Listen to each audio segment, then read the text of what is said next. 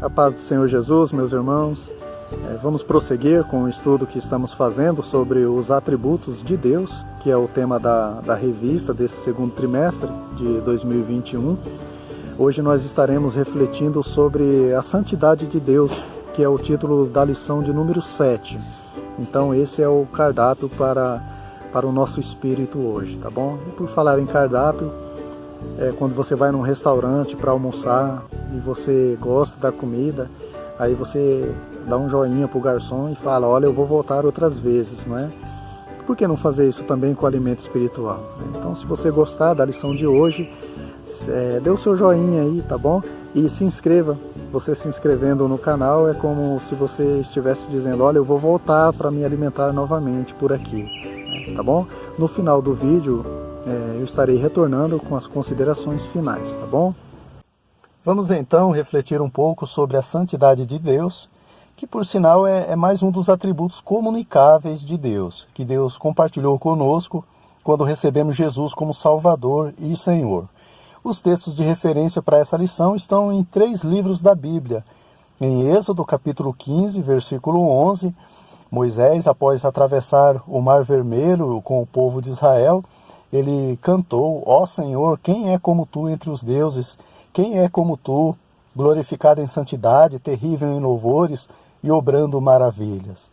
O outro texto de referência está em Isaías, capítulo 6, versículo 3, onde os serafins clamavam uns para os outros, dizendo: Santo, Santo, Santo é o Senhor dos exércitos, toda a terra está cheia da sua glória.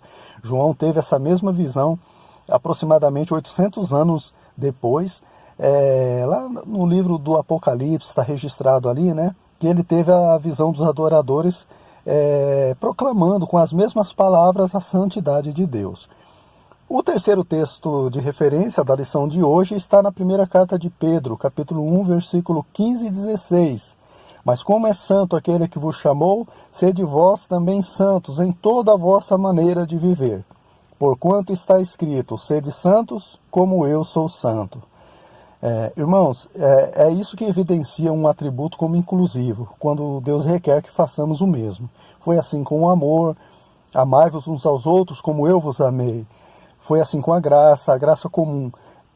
De graça recebestes, de graça dai. Também com a misericórdia: sejam misericordiosos como vosso Pai é misericordioso.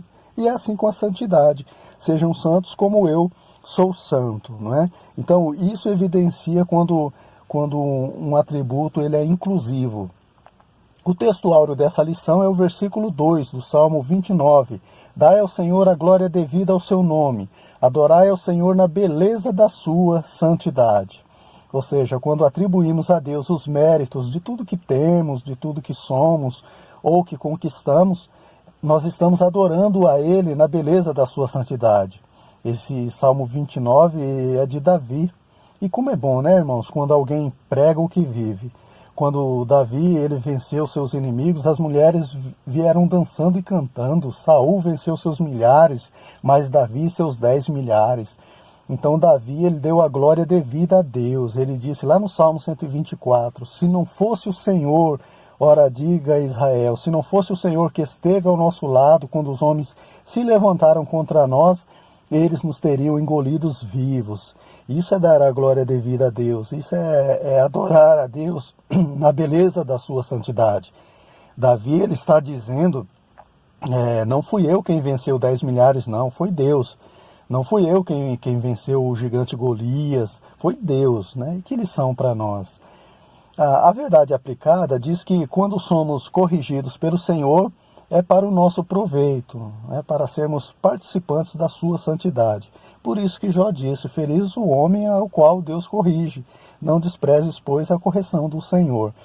Porque assim como quando um pai corrige um filho, é para que o filho cresça com caráter, que ande em retidão, que seja honesto, pelo mesmo motivo nosso Pai Celestial nos corrige, para sermos participantes da sua santidade, que é pura, reta e justa. Os objetivos da lição de hoje são mostrar a qualidade ou a virtude de ser santo, ensinar que Deus não admite misturas ou contaminações, deixar claro que precisamos buscar a santificação, já que sem santificação ninguém verá a Deus. Esses são os 3 objetivos a serem alcançados nessa lição.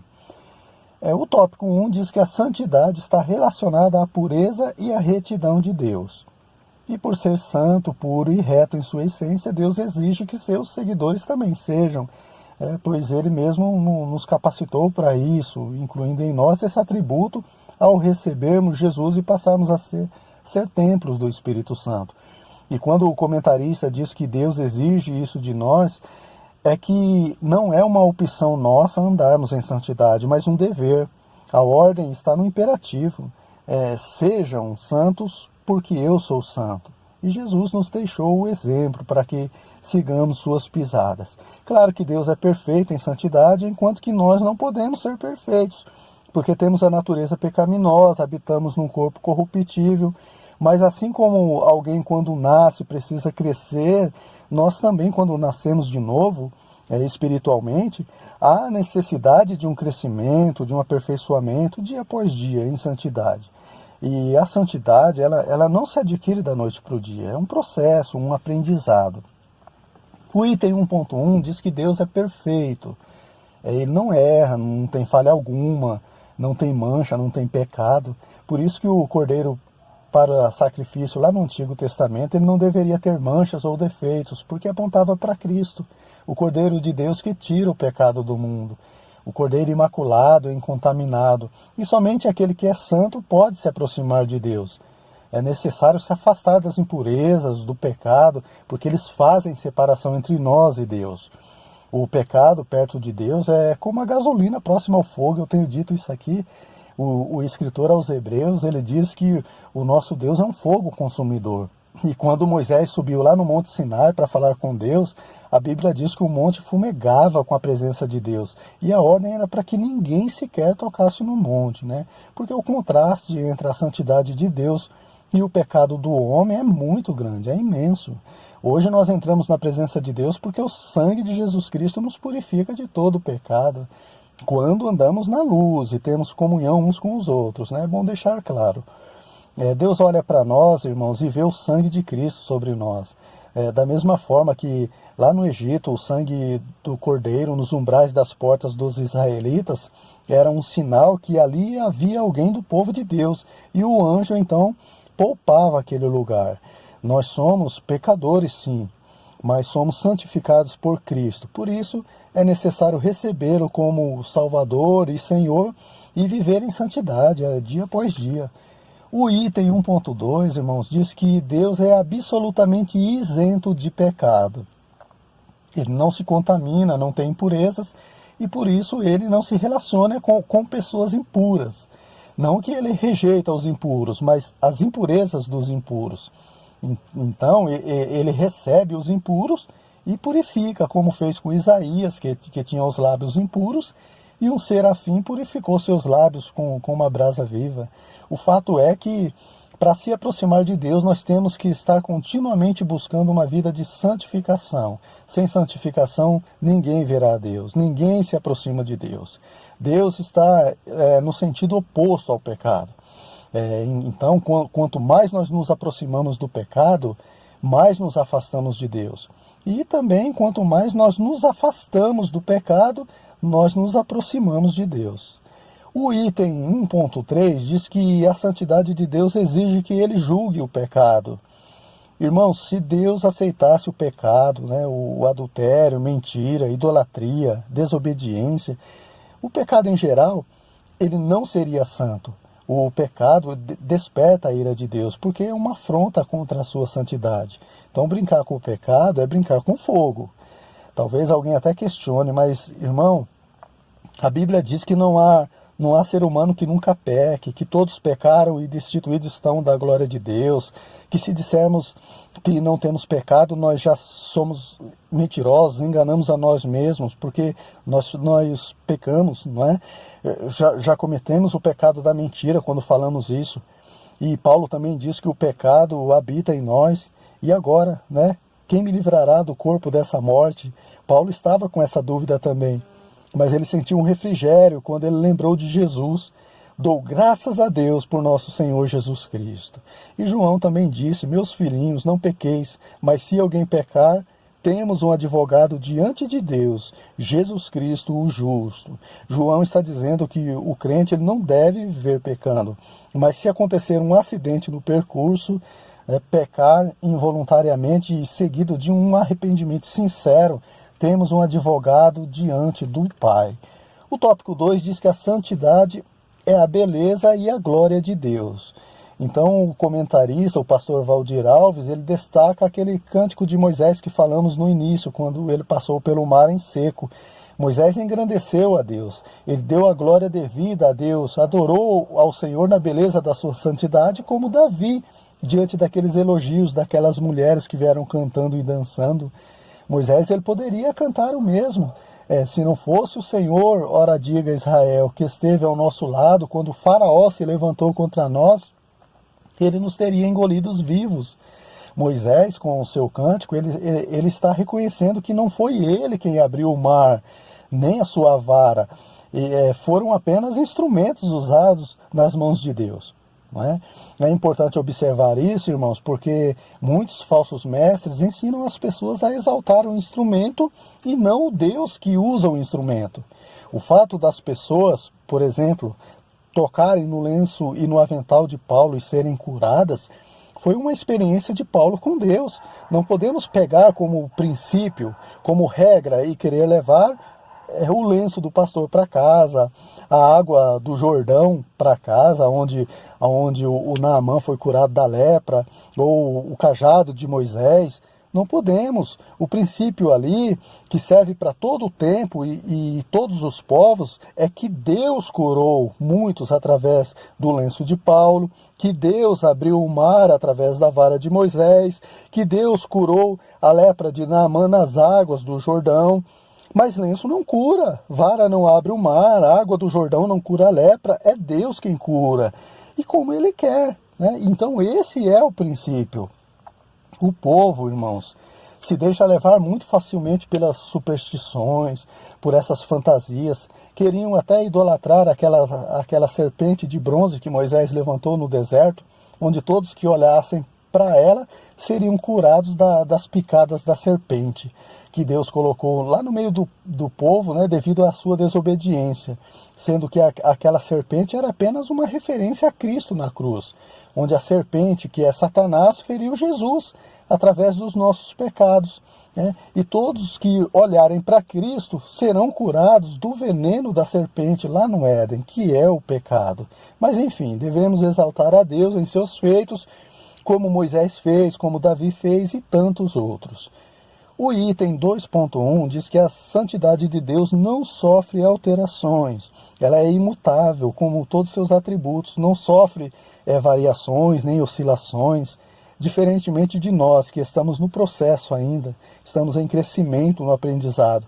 A santidade de Deus ela é a mesma no passado, no presente e no futuro, porque Deus é o mesmo ontem, hoje e eternamente.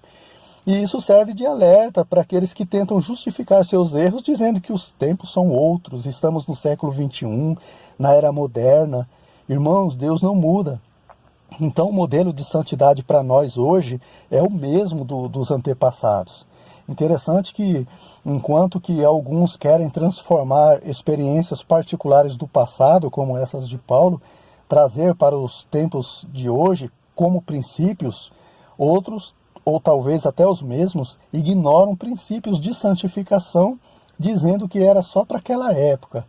Ou seja, querem adequar a Bíblia de acordo com os seus desejos. Né? Aquilo que não agrada a ele é só para aquela época. Né? E o que interessa para ele, aí vale para hoje também. Mas a santidade, irmãos, ela é um princípio moral. E princípios morais não mudam de acordo com a época, de acordo com os lugares. Aquilo que era pecado lá no Éden é pecado hoje também no século XXI. Então, diferentemente de usos e costumes, né? Nós não podemos confundir princípios morais com usos e costumes. O item 2.2 diz que a santidade de Deus não pode ser violada, confundida nem questionada. Deus nunca foi surpreendido em alguma violação da sua santidade. né? Nem diante dos anjos, nem diante dos homens e nem diante da sua palavra. Em todo tempo, irmãos, em todo lugar, ninguém pode questionar a santidade de Deus.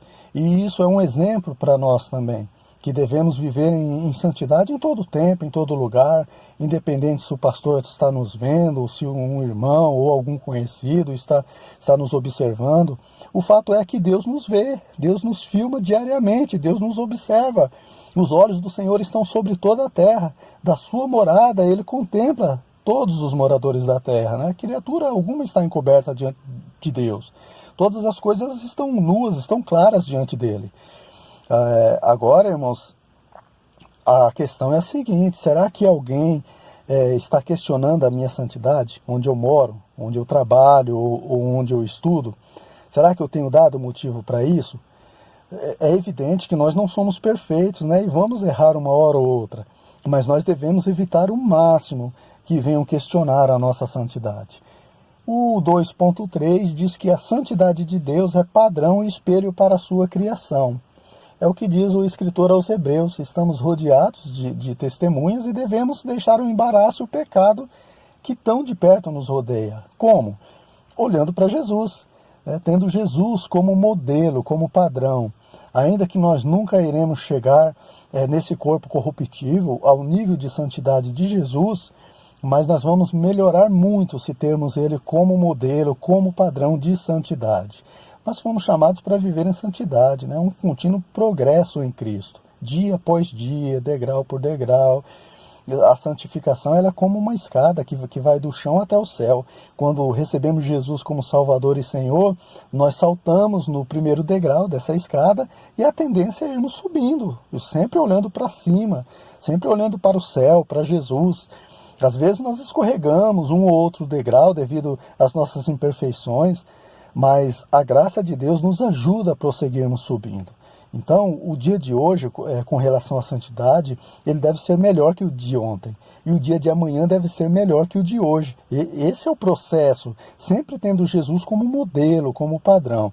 E isso até o fim da vida. Nós só seremos perfeitos quando chegarmos lá, no final da escada, lá no céu, na glória. Então nós seremos semelhantes a Ele. Essa é uma promessa maravilhosa da Bíblia Sagrada, irmãos. E Deus é fiel para cumprir com as suas promessas. O tópico 3 diz que a santidade de Deus é revelada na sua palavra. Ou seja, somente pela revelação de Deus em sua palavra e a ação do Espírito Santo também é que é possível conhecer um pouco da santidade de Deus. Por isso que Jesus disse: errais por não conhecer as Escrituras nem o poder de Deus.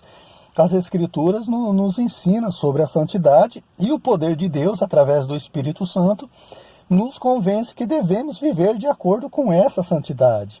O Espírito Santo ele não convence só os incrédulos do pecado, da justiça e do juízo, mas convence a nós também acerca da necessidade de santidade.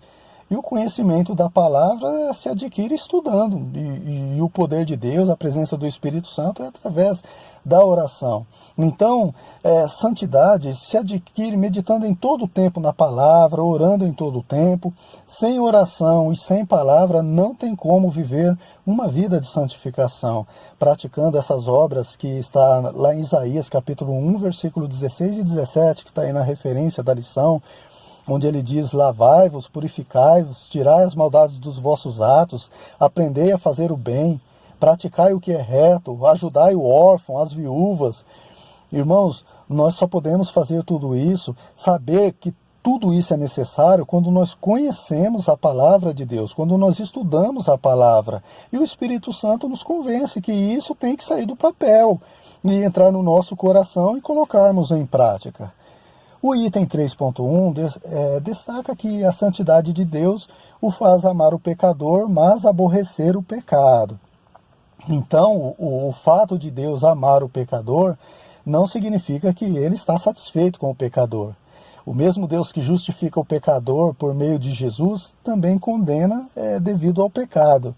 O pecado é como um vírus que está constantemente na vida da pessoa. E o sangue de Cristo é uma vacina contra esse vírus. Se a pessoa não recebe Jesus pela fé, é como se ela não fosse vacinada contra o vírus do pecado. Então vai morrer, né? Não só a morte física, que todos nós estamos sujeitos, mas a morte espiritual, que é o pior. A gente, irmãos, comete um erro ao achar que falando para alguém, Jesus te ama, nós estamos fazendo um bem, quando na verdade nós estamos fazendo um mal. Porque de fato Jesus ama mesmo essa pessoa, só que a informação está incompleta, porque Deus aborrece o pecado, então falta isso. Um Jesus te ama leva a pessoa ao comodismo. Se Jesus me ama como eu estou, por que eu tenho que melhorar? Por que eu tenho que mudar? Tem até um louvor que diz que nós não devemos pregar só rosas, mas os espinhos também. Porque Deus é amor, nós vimos na lição 4, mas Deus é justiça também. Nós vamos ver isso na lição 8. Irmãos, Jesus te ama, mas Ele aborrece o pecado, as tuas atitudes. E é isso que nós devemos dizer para as pessoas. Então, venha como estás, mas permaneça como Deus quer. A pessoa não precisa melhorar para vir até Jesus. Ela tem que vir a Jesus do jeito que está. Mas ela tem que permanecer de acordo com o que a palavra de Deus ensina. Deus ama, irmãos, até aqueles que se perdem, Só que eles tiveram um livre-arbítrio, de escolher Jesus e serem libertos das algemas do pecado, como servos de Deus, e produzirem frutos de santificação e, por fim, a vida eterna, ou permanecerem algemados ao pecado sem Jesus e serem lançados no mar de fogo. Miqueias, o profeta, ele diz isso, que Deus lançará nas profundezas do mar os nossos pecados. Só que nós não podemos estar algemados neles, senão nós iremos juntos. E esse mar que o profeta se refere, a gente entende como o lago de fogo, que é preparado para o diabo, seus anjos e todos aqueles que não têm seus nomes escritos no livro da vida. Deus não lança o pecador no lago de fogo, mas o pecado, a morte, o inferno, o diabo. E muitos não querem ser libertos das algemas do pecado, da fornicação, da avareza, do uso promíscuo da tecnologia, do ativismo desenfreado que tira o tempo que seria dedicado a Deus, enfim. E olha, irmãos, tem muita coisa que não é pecado, mas o excesso prejudica, nos afasta aos poucos da presença de Deus. São aquelas raposinhas que fazem mal à vinha. Então, se alguém se encontra nessa situação, que seja liberto hoje pelo poder da palavra. Conhecereis a verdade e a verdade vos libertará. E se Cristo, que é a palavra, vos libertar, verdadeiramente sereis livres. E aí, irmãos, não nos tornemos a meter-nos debaixo do jugo do pecado novamente. O 3.2 diz que a santidade de Deus aperfeiçoa o caráter do homem. Porque o homem ele foi criado à imagem e semelhança de Deus. E Deus disse que é quando criou o homem. Só que o pecado deformou essa imagem, deformou o caráter do homem. Então, através da ação da palavra de Deus e do poder do Espírito Santo, esse caráter é aperfeiçoado pela santidade de Deus. Aí o item diz que a santidade de Deus exige que quem se relaciona com ele seja santo também. Irmãos, essa palavra santo no hebraico é kadosh, e significa separado, consagrado, separado das concupiscências da carne, do sistema mundano, para se consagrar inteiramente a Deus. Isso é ser santo. O que identifica um santo não é uma areola, aquele círculo em cima da cabeça, mas as atitudes da pessoa. É necessário se afastar das práticas mundanas, claro que não significa se afastar dos incrédulos, mas não se envolver nem consentir com as suas práticas. Jesus andava no meio dos pecadores, anunciando o evangelho e usando de misericórdia através da cura, da libertação. Então, irmãos, a gente não pode andar de nariz empinado, soberbo, porque somos cristãos, menosprezando os outros. A gente tem que ser humilde, saber que nós também somos pecadores, Os méritos são de Cristo, se nós somos salvos, não é? E ser santo também, irmãos, não significa a gente ser perfeito. A gente não é perfeito. No que diz respeito a Deus, sim, ser santo é ser perfeito. Mas com relação a nós, não. Para os irmãos terem uma ideia, a igreja de Corinto tinha todos os defeitos que alguém possa ter. Tinha inveja, tinha dissensões, tinha contenda, tinha desordem na ceia, egoísmo. Até fornicador tinha ali, irmãos. Só que a Bíblia diz que não faltava nenhum dom do Espírito Santo naquela igreja. E Paulo também, ele escrevendo a igreja de Corinto, ele escreve falando assim para eles, né? Aos santificados em Cristo Jesus, né? Quando ele escreve, Paulo à igreja de Deus, aos santificados em Cristo, chamados santos. Mas por que Paulo chama uma igreja que tem tantos defeitos assim como os santos? Porque eles estavam ainda em tratamento, né, em processo de santificação. Eles estavam tirando tudo que não prestava do meio da igreja. Então, irmão, ser santo não é ser perfeito, mas buscar a perfeição, buscar a santidade. Para encerrarmos, o 3.3 destaca uma oração que Jesus fez ao Pai em favor dos seus discípulos. Ele diz, santifica-os na verdade, a tua palavra é a verdade. Mas olha que interessante, irmão, Josué, ele diz para o povo de Israel, santificai-vos que amanhã o Senhor fará maravilhas no meio de vós. Como assim? O Senhor Jesus, ele diz para o Pai nos santificar, e Josué diz que nós que devemos nos santificar. É porque, irmãos, a santificação ela envolve tanto a ação divina, quando Deus nos dá a sua palavra, quanto a ação humana, quando nós obedecemos a palavra de Deus. Então, irmãos, a santificação envolve tanto a ação humana, quanto a ação de Deus também. E, meus irmãos, vamos então nos santificar através da obediência à palavra de Deus, dia após dia, porque essa é a vontade de Deus para conosco, a nossa santificação. Não importa quanto tempo nós vivemos nessa terra, irmãos, cada dia é necessário a gente procurar crescer em santidade. Cada dia a gente tem que procurar subir um degrauzinho a mais em santidade, até nós chegarmos na glória eterna com o nosso Deus. Amém, meus irmãos? Eu espero ter contribuído mais uma vez com a edificação espiritual dos irmãos. E mais uma vez, se você gostou, não se esqueça de deixar o seu like e de se inscrever no nosso canal, tá bom? Você será muito bem-vindo. A você que já é inscrito, eu agradeço de coração por você ter tomado essa atitude também, estar sendo participante dessa bênção de Deus conosco. Nós estaremos de volta na próxima lição, se Deus assim nos permitir. E até lá então, no nome do Senhor Jesus.